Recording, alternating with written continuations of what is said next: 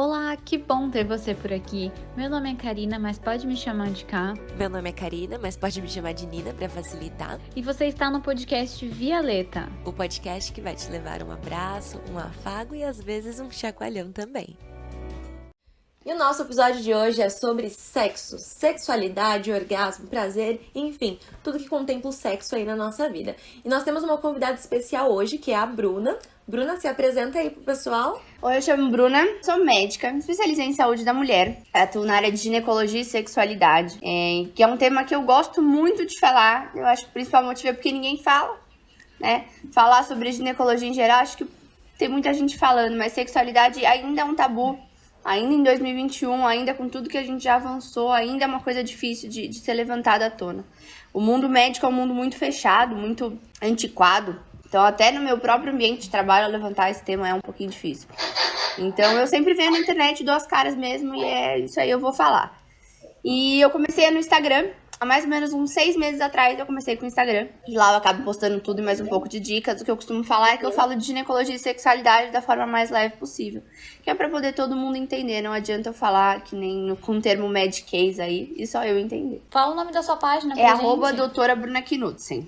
Sobrenome é difícil, elas vão ter que escrever aí embaixo. Vamos colocar assim. Tem problemas, pra quem tá acompanhando a gente, tá na descrição, tanto do episódio do podcast, tanto no YouTube, tá tudo na descrição. Bom, Bruna, conta pra gente. Amor sem sexo é amizade? Sexo é só penetração? Sexo, na verdade, né? Por que foi inventado o sexo? Por que a gente tem o sexo na nossa vida?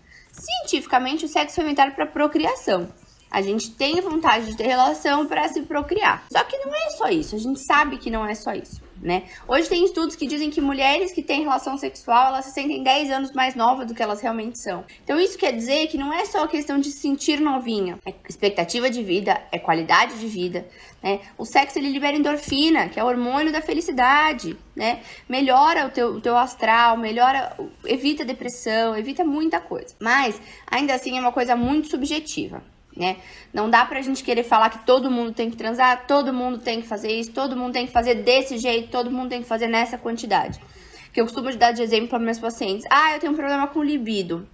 Eu falo, olha, se você virar pra mim e falar, eu não tenho vontade nenhuma de transar e eu sou super feliz assim, ok, não vou me meter em relação a isso. Agora, se você vira e fala assim, eu tenho vontade de ter relação 6 vezes por semana, mas eu queria 7.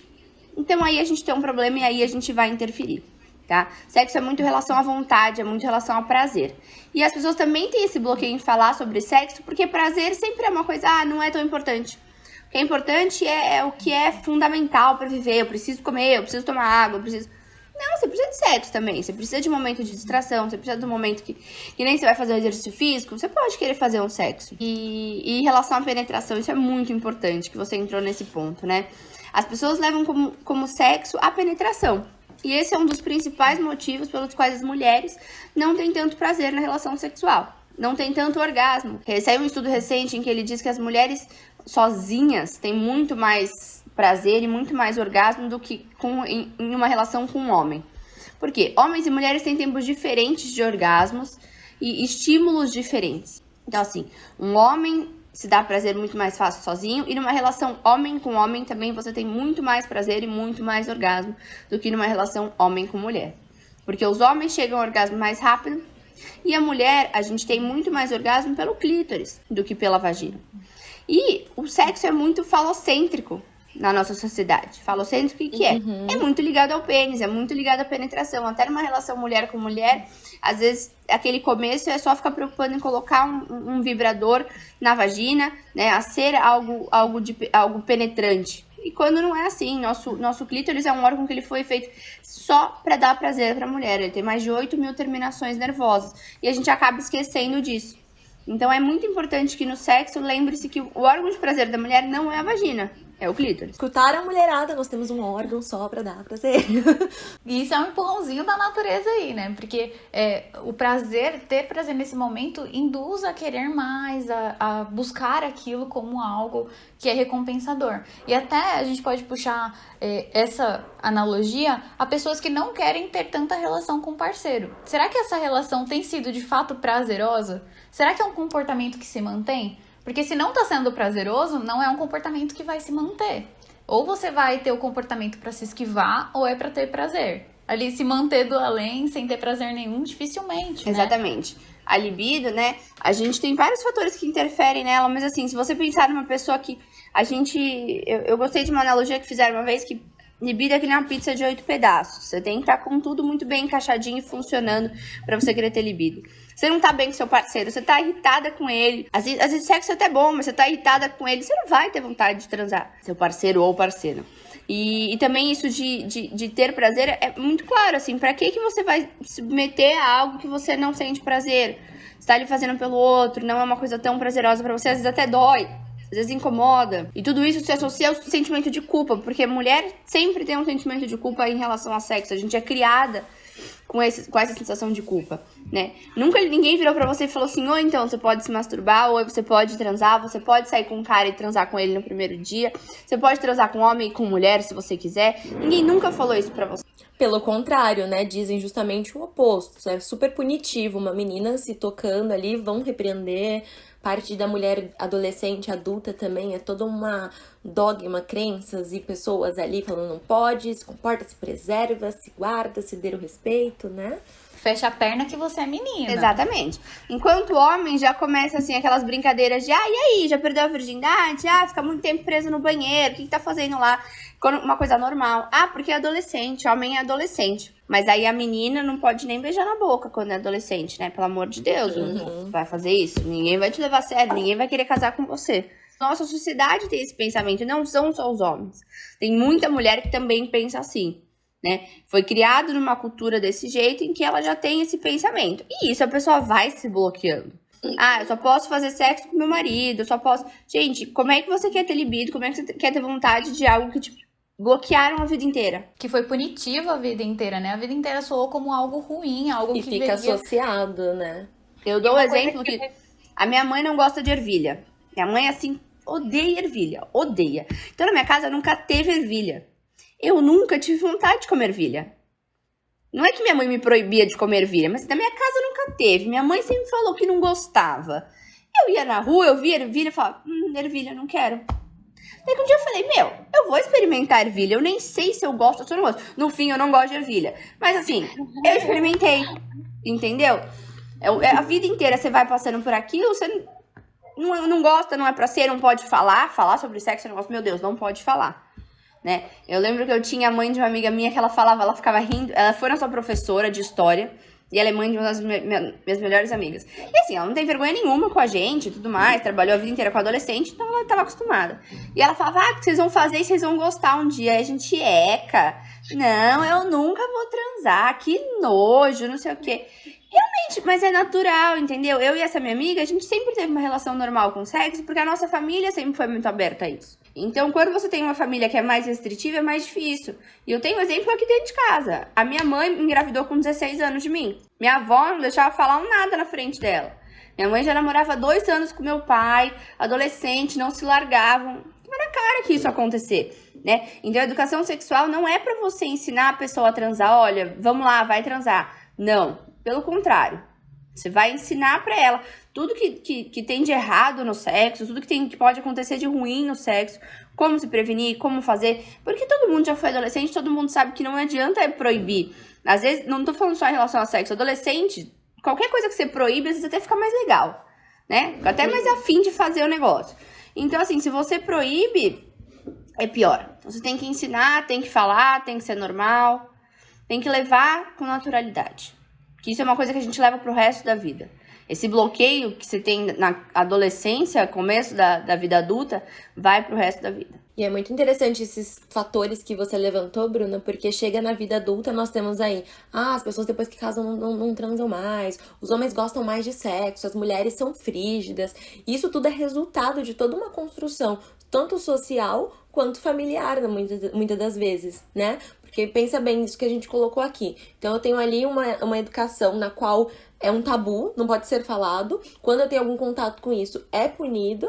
E aí, é uma mulher que não se conhece, que não sabe o que gosta, não sabe se dar prazer, não sabe o que gosta, assim, em relação à sexualidade, acha que sexo é para alimentar o casamento, para satisfazer o outro, e se submetendo a isso, vai, claro, criando um padrão de baixa libido, vai criando um padrão de baixo interesse sexual, por conta de todas essas contingências, né? Exatamente. Você cria pro resto da vida. E aí, assim, é problemático essa criação, porque você cria o homem querendo, a mulher não querendo, só que ao mesmo tempo a maioria da sociedade é heterossexual. Então como é que você junta essas duas pessoas, né? Você cria problemas para um futuro, né?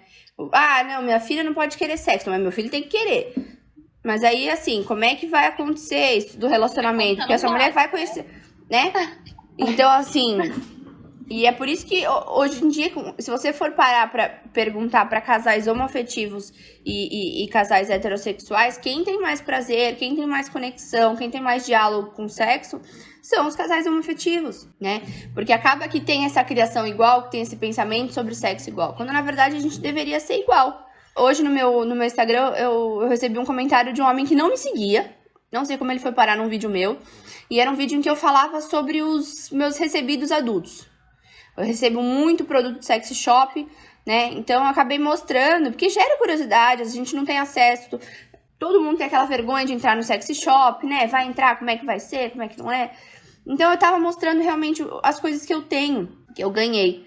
E aí ele comentou, eu como homem ver uma mulher falando isso, sem ser preconceituoso. Mas eu não consigo achar normal. Porque as mulheres sempre foram mais recatadas. Então, assim, isso é machismo. Pode ser que ele tá tentando falar que não é, mas é. É você querer falar que não, se fosse um homem falando sobre aquilo, tudo bem, mas a mulher falando, não. Até pela fala, né? As mulheres são recatadas, tá colocando eles na caixinha, né? E aí gera um problema que quando é mais pra frente, que essas pessoas vão ali coincidir, conversar sobre a parte sexual, inclusive existe aquela limitação de, nossa, a mulher me pedir sexo, falar que quer transar, que tá com vontade, a gente não tem abertura pra mostrar o desejo, pra mostrar a libido ali, é sempre oprimido e isso vai aparecendo cada vez mais. Uma coisa que eu vejo bastante aparecer no consultório é mulheres que se tocam e se sentem culpadas depois disso. Assim, muito, muito, muito. E aí acabam por não se conhecer e aí gera todo esse ciclo que a gente comentou aqui. E aí eu fiquei até mesmo curiosa. É verdade ou é mentira? Se masturbar faz bem? Responde pra gente. O que acontece? Isso de se culpar tem até nome, né? A disforia pós-sexo. É um distúrbio psiquiátrico também, né? A pessoa tem uma crise de pânico pós-orgasmo, pós-prazer. Pode acontecer numa relação com uma outra pessoa, mas isso acontece muito mais em pessoas que estão se masturbando e estão se culpando por isso. Masturbação faz bem, assim como orgasmo faz bem. Só que às vezes a pessoa numa relação com outra pessoa não consegue chegar ao orgasmo. Então a masturbação vai ser muito mais prazerosa para ela. E a masturbação, ela faz você ter uma relação melhor com outra pessoa. Você se conhecer ao ponto de se dar prazer, você sabe melhor o que fazer na hora H, ali, na hora que você tá tendo relação com uma outra pessoa. E vai dar mais prazer pros dois, porque você vai se conhecer. Você sabe, desse jeito pra mim é melhor. Se estimular mais aqui. Tá chegando, tá quase. Continua, não para. Então assim, você sabe qual é o seu momento, você sabe qual é o do seu corpo. E outra que, chegar ao orgasmo, melhora a endorfina, melhora a pele, melhora cabelo, melhora tudo isso mesmo, de verdade. Ter orgasmo faz tudo isso. Independente se é com alguém ou se é sozinho. Mas sozinha você tem muito mais chance de entrar no orgasmo. Então, se estimule mesmo, não tenha vergonha quanto a isso. E é importante que na parte psicológica, ter um orgasmo ajuda em termos de motivação, de relaxamento, a parte do nosso córtex que lidera ali a nossa ansiedade, o nosso medo, ela fica bloqueada na hora de um orgasmo, então isso gera muito mais prazer, diminuição de medo e de ansiedade também. Então, acaba sendo benéfico para todos os sentidos da nossa vida aí. E aí, me veio uma curiosidade, Bruna. Falando de outra coisa que você tinha falado sobre o orgasmo. Além de causar tudo isso no corpo, como que as mulheres que não conseguem enxergar um orgasmo chegam com a reclamação no consultório? Como que chega isso pra você? É difícil. Nem a mulher aceita que isso é uma queixa, né? Tem muita paciente minha que fica chocada quando entra no consultório, porque eu pergunto, você relaciona com homens, com mulheres, com os dois? Como que você se relaciona? Já é uma pergunta que já é chocante pra elas. E aí eu pergunto, você tem alguma queixa relacionada ao sexo? Não. tem vontade? Não. Você já teve orgasmo? Não. Então, às vezes, assim, claro, tem mulheres que chegam já com essa queixa de não consigo, mas são mulheres mais novas. Quanto mais velhas mulheres, mais problema elas têm em falar sobre isso. Eu percebo isso. Acho que a internet foi um grande divisor de águas, assim, em relação desse tabu, de falar mais sobre sexo. Então, eu acho que as mulheres mais novas, a gente que foi criada mais nessa era digital, a gente já tem um pouquinho mais de liberdade em falar e já entende que isso é um problema. A internet hoje, a gente aqui tá fazendo um podcast, a psicóloga, uma médica, enfim, a gente tá passando informação, uma coisa que a pessoa não teria, né? Então, acho que a internet é fundamental nesse processo de libertação, entender seus problemas. Então, às vezes, elas chegam lá e elas nem sabem que isso é um problema. Você vira e fala, já teve orgasmo alguma vez? Ah, não sei, como é que é? Não, então você não teve, né? Então, você não sabe, você não teve, né? Então, às vezes, a mulher é casada há anos e anos e anos e nunca teve. É uma relação que é 100% falocêntrica, 100% no parceiro, é 100% em outra pessoa e nela ela acaba ficando mais de lado e não tem tanto prazer. Isso é bastante comum de aparecer, Bruna? Muito, muito. E aí também entra num outro ponto de a responsabilidade do seu prazer ser do outro, né? Então é o meu parceiro que não me faz chegar a um orgasmo. E aí a gente delega a responsabilidade ali de quem se dá prazer. Inclusive pela falta de autoconhecimento ali do nosso próprio corpo, das nossas áreas erogêneas, né? Exato, e aí entra aquele negócio de relacionamento ruim. Aí você vira e fala assim, não, mas eu fico com meu ex-namorado de anos porque, só com ele que é bom. Sabe por que só com ele que é bom? Porque só ele te conhece, porque ele já transou com você 1 milhão de vezes. Mas nem você se conhece. Você não consegue passar para um novo parceiro que você gosta. Com mulheres, por que mulher com mulher dá tanto prazer, homem com homem dá tanto prazer? Porque é o mesmo corpo. Então sabe mais ou menos aonde que vai. Agora, um corpo feminino é completamente diferente de um corpo masculino. E eu digo isso sendo médica. Eu conheço, eu estudo anatomia humana, eu estudo homem, eu estudo mulher. E ainda assim, em questão de prazer, você tem uma dificuldade em dar prazer ao outro. Cada corpo é de um jeito, cada um tem sua particularidade, né? Então, você se conhecer é o mais importante, porque você vai saber direcionar a pessoa, né? Às vezes, assim, nessa posição pra mim... é ok, mas nessa aqui pra mim é muito melhor. Que nem, por exemplo, a mulher por cima é muito mais prazeroso pra mulher. Por quê? Porque estimula o clítoris fica mais em atrito ali. Enquanto uma posição, por exemplo, em 4 apoios, pra mulher às vezes dói um pouco mais, porque é quando fica o quadril um pouco mais aberto. Então, dependendo do tamanho do pênis, esse pênis ele encosta no colo do útero e isso pode incomodar um pouco. Varia também da posição que fica o colo do útero, né? O colo do útero mais baixo. Um 4 apoios é uma posição que o homem gosta mais, porque tem aquela visão e tudo mais. Mas pra mulher, às vezes, não é tão prazeroso. Então, se você parar pra pensar que a mulher não tá falando que ela gosta, não tá falando como que pra ela é prazeroso, é muito mais difícil ela ter esse orgasmo, né? E pegando pontos que vocês colocaram aí das diferenças anatômicas, as questões falocêntricas também, a gente também tem que tirar esse olhar de que estimulação sexual é genital, né? O nosso corpo todo é erógeno. E às vezes, quando a gente fala de se conhecer, não é simplesmente de tocar teu pênis, a sua vagina, é sobre toque no geral. Seios, carícias, cheiros, não somente o toque também, né? Tudo isso que vem antecedendo relação sexual, seja com você mesma ou com alguém, tudo isso tá relacionado a preliminares. Tem muitas outras coisas envolvidas nisso, né? Sim, eu já fiz uma caixinha de pergunta no Instagram, assim, engraçada. Fala, o que é preliminar pra você? Aí mandaram assim, preliminar é ele lavar a louça. Preliminar é ele mandar bom dia, preliminar é ele fazer o jantar. Colocou o gato pra fora, foi buscar um copo de água, né? Isso é preliminar, né? Não é estimular a mama, não é um beijo mais caliente, não é uma mão ali, uma mão aqui. Isso já é sexo. Exato. Existe até uma técnica sexual em que você evita a penetração. Você faz tudo menos a penetração. Assim, você quer dizer que isso não é sexo? Lógico que é sexo. E aí eu acho que isso entra naquela questão da virgindade, em que o pessoal entra muito no ponto que virgindade é perder ímen. Eu nunca sangrei na minha primeira vez, eu não sangrei, eu não doeu, eu não perdi o meu ímen na primeira vez, né? Tem diversos fatores que fazem você perder o ímen antes. Um deles é andar a cavalo. Eu fiz hipismo, então eu tenho certeza que o meu foi por ali. Porque o que é o ímen? É uma pele fininha que recobre ali a entrada da vagina. Isso é uma coisa ancestral. Tinha essa questão do ímen pra proteção, porque a mulher andava pelada, pra não entrar infecção, pra não entrar coisa ali, porque era um buraco. E aí foi ficando. Com os hormônios da adolescência, diminui o nosso ímen, ele vai ficando realmente mais fino.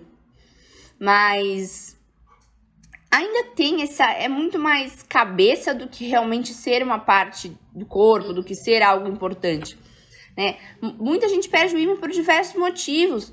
E aí fica preocupado em, tem teste de virgindade? Eu vou no ginecologista, será que vai contar pra minha mãe que eu não tenho mais ímã? Não se preocupe tanto com isso, entendeu? A pessoa às vezes fala assim, não, eu sou virgem.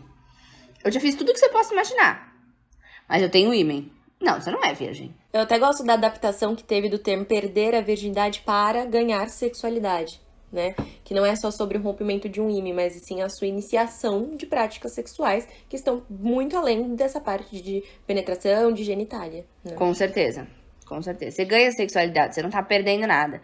Sim, e é importante falar que alguns estudos vêm mostrando que a parte erogênea para pessoas, por exemplo, que perderam o falo, que perderam ali o clítoris, tem uma questão de que o nosso corpo ele pode, entre aspas, reprogramar isso, consegue identificar essa zona erógena, esse prazer em outros lugares do corpo. E até retoma um pouquinho sobre o sexo não é só a penetração lá, igual o vídeo pornô, né? Que é muito induzido por essa mídia pornô e que sexo é só aquilo. E todo o resto não é. Então... É engraçado que, assim, eu nunca tinha visto nada pornô, assim. Eu não tinha essa ideia de que era um pornô, nunca tive vontade. Surgiu muito essa história de, porque filme pornô vira aqui o exemplo. Eu falei, eu vou assistir um. Eu olhei aquilo, eu fiquei assustada. Eu falei, gente... É uma encenação, né? Eu falei, eu jamais ia querer um sexo desse jeito, gente. Isso não é prazeroso. E muitas pessoas vêm com essa aprendizagem buscando reproduzir isso. Exatamente, do mesmo jeito que eu achei aquilo meio assustador é desse jeito. Então imagina a pessoa que criou com aquela expectativa. E aí mexe a mulher como se fosse uma boneca inflável. E a mulher também acha que aquilo, daquele jeito que ela vai ter prazer, não é de outras formas. Você cria aquele padrão de corpo, né? Que é aquela mulher perfeita, que o homem também tem um pênis enorme. Gente, a vida não é assim. E eu brinco que, tamanho de pênis, isso é importante. Gente, eu dirijo mal. Me dá a Ferrari. Eu vou dirigir mal, entendeu? Vou fazer cagada, vou estacionar mal, vou dirigir mal, vou andar mal, vou fazer tudo. Agora, pra quem sabe dirigir, dá um uninho, velho, caindo aos pedaços. Entendeu? Faz milagre. Entendeu? Faz milagre. Então, vai do quê? De se conhecer, de saber o que fazer, né? Isso é muito mais importante. E do diálogo ali na convivência, né? Saber o que o outro gosta, estar aberto a falar, a explorar o sexo. O sexo não é estático ali. Conforme a relação vai mudando, o vínculo entre as pessoas mudam, a forma como se relaciona ali sexualmente também vai mudando, né? É legal também a gente falar sobre sexo em pessoas que não têm um relacionamento. Porque a mulher, principalmente, que ela não tem um relacionamento, ela vai criando esse bloqueio. Não posso transar, não vou transar sem relacionamento. Ou então, como é que fica o libido dessa pessoa? Como é que eu vou falar? Como é que eu vou ter diálogo com uma pessoa que eu saí uma vez? Tem que ter. Você tem que ter esse pensamento de que aquilo você tá fazendo pra prazer. Pô, ela tá ali só pra ter prazer mesmo. Ela não tá ali pra agradar ninguém. Ela tá ali pra agradar ela mesma. Então, acho que ela tem que se libertar um pouquinho desse padrão de não posso falar nada porque eu nem conheço ele, nem tenho intimidade. Não. Tem sim, você tá pelada ali com ele, você tem intimidade. Boa. Né? Você tem intimidade. É pra falar. Faz isso, não faz aquilo. E assim, não ter vergonha de falar só com camisinha e falar mesmo. Não ter vergonha de absolutamente nada. Na verdade, eu acho que em qualquer relação, seja ela curta ou a longo prazo, a gente precisa ter esse diálogo muito aberto aí sobre o que a gente quer, sobre qual é a nossa necessidade, inclusive um recorte para quem não ouviu o nosso podcast sobre comunicação nas relações, isso em qualquer relação, amizade, um ficante, um peguete de uma noite, volta lá um pouquinho, escuta lá, que vocês vão gostar. Não, isso é fundamental, ainda mais assim, uma relação a longo prazo, assim, acaba que fica muito ligado o sexo à procriação. Não, eu vou transar para ter filhos e etc. E com o tempo você vai perdendo isso. Então, quando você ganha isso da comunicação, né, manter o diálogo com o parceiro, principalmente uma relação a longo prazo, isso é fundamental. E até nisso que a gente falou também, quando ainda dentro de uma relação longa, se o sexo estiver associado a obter prazer, a tendência de você ter mais interesse e logo uma maior frequência e uma maior satisfação, uma maior qualidade, também vai estar muito maior. Então, sem essa aí, pegando o gancho também da indústria pornográfica, né? para de fingir orgasmo, para de fingir que tá bom quando não tá, para de delegar ao outro que te dê o prazer, se proponha mais a conhecer esse seu corpo, além do toque genital, estimula outras áreas do corpo, pede pro parceiro estimular também, colocando já em termos práticos aí de dicas, né?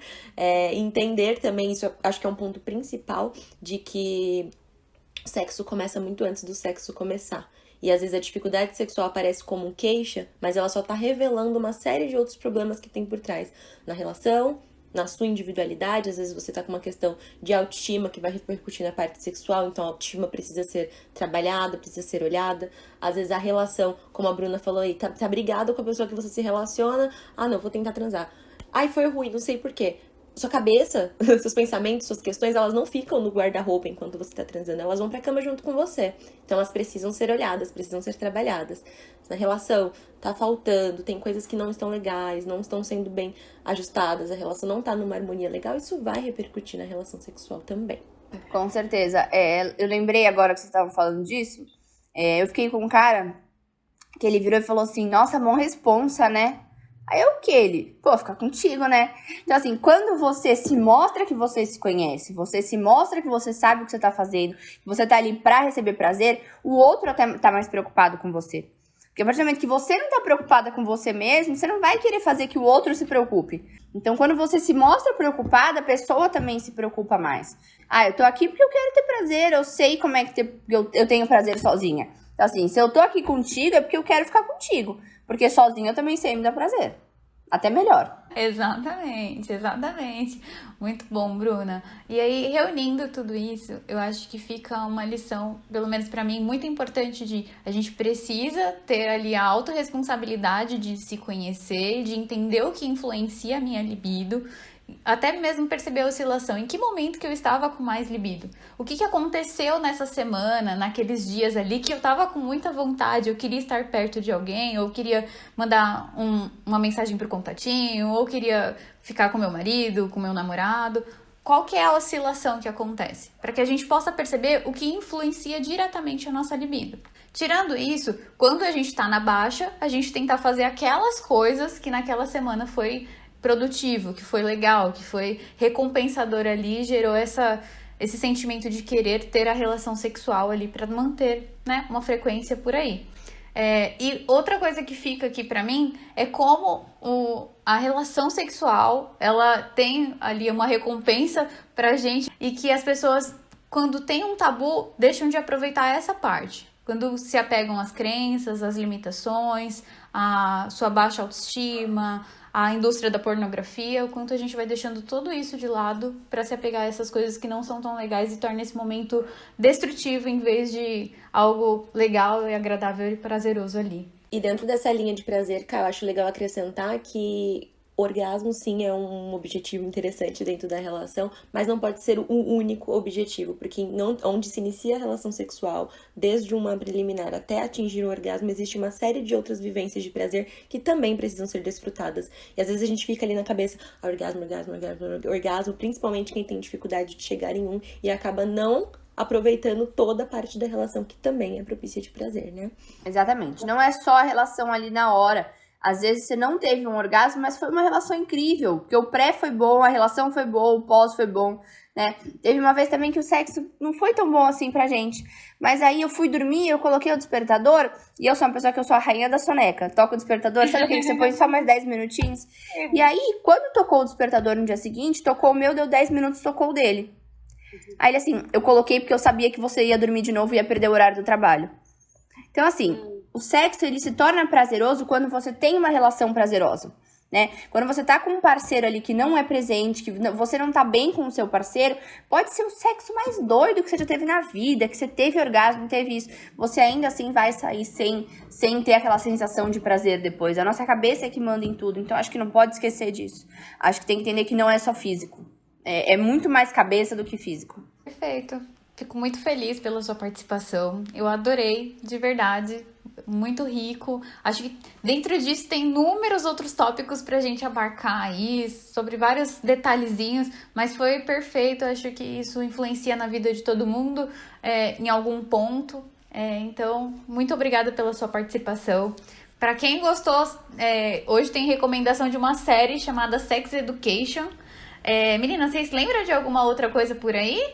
Então, como eu comentei com vocês previamente, tem uma série que eu acho muito legal, só que eu já vou deixar antes aqui, assim, se você se dispor a assistir pra entender um pouco melhor sobre o assunto, saiba que, infelizmente, no meio ela foi cancelada.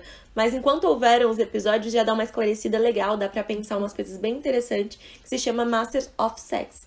É uma série que trabalha aí esses estigmas sociais, essa busca do prazer individual, essa busca do diálogo entre as pessoas também pra entender o que funciona pra um, o que funciona pra outra. Eu acho ela bem didática dentro de tudo isso que a gente falou. Eu lembrei agora de um filme, né, pra pensar numa coisa mais rápida.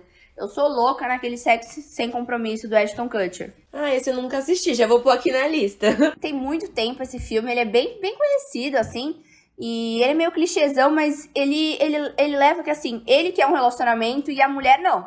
A menina quer um sexo sem compromisso mesmo. Então ela propõe pra ele um sexo sem compromisso, então é bem legal.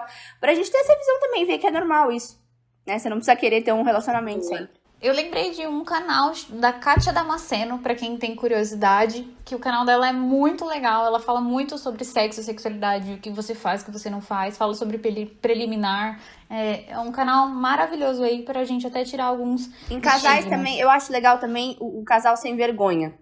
A Kátia, eu acho que ela fala bastante, mas eu às vezes eu seguro um pouquinho de recomendar ela, porque ela é uma pessoa muito explícita. Eu sou assim também, eu falo muito na Eu lata. já gosto, assim, na lata. Mas tem gente que tem esse pudor. A pessoa não consegue nem sozinha assistir um vídeo desse. Então eu começo sempre indicando o casal sem vergonha pra quem é muito reprimido, pra quem não gosta muito de falar sobre o assunto. Pra introduzir, né? Começa a assistir o casal sem vergonha e aí a gente parte pra Kátia. Então, gente, fica aí as recomendações. Segue a gente lá no Instagram. Pra quem não segue ainda, o meu é psicóloga Karina Lima. O meu é Psicologia Arevilo. A minha Doutora. é difícil, é a doutora Bruna Quinoto, sei, mas elas vão escrever aí, porque não vou colocar pra vocês agora. Então, gente, muito obrigada por terem escutado a gente. A gente fica até o próximo episódio por aí. Bruna, muito, muito obrigada mesmo pela sua participação. Fiquei muito feliz. E por hoje era isso, pessoal. Um beijo. Imagina, gente. Obrigada, Obrigada pelo tchau. convite. Estamos sempre aí.